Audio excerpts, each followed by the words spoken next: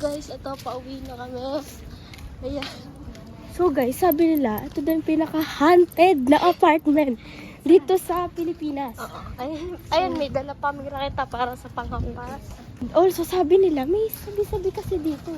Ano para bang something Sketchy. strange creature? Kaya nagdala tayo ng yung dating mga equipments. Pakita nyo dyan, editor.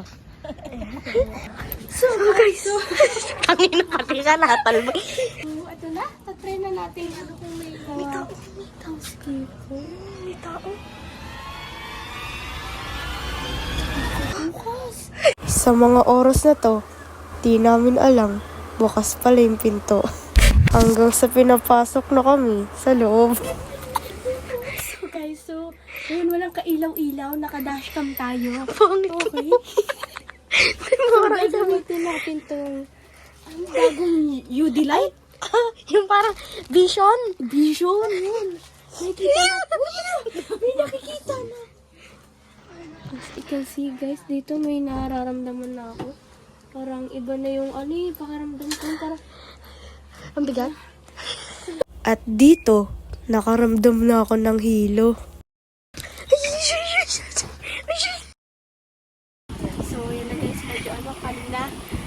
Mabigat talaga yung pakiramdam sa side na yun. Ay, ito, diba? Kanina, na ako doon. Try mo kayang ipasapi sa kanya. Hindi, malakas.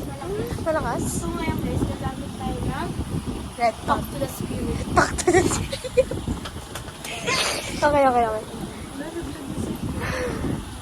May mga spirito pa ditong makakausap. Ay! Gogi, ang sketchy! Ang sketchy, man! Guys, Tul, hindi na to. Oo, hindi na virus. Teka lang, may kukot-kutin lang. Ay, kapatid ko. Nirequest ako. Pwede ba itanong mo kung babae ba o lalaki? Sorry sa mga spirito. Ano bang gender mo? Malakas to. Teka lang, malakas talaga to. Di na namin kinaya. Kaya may part 2 to.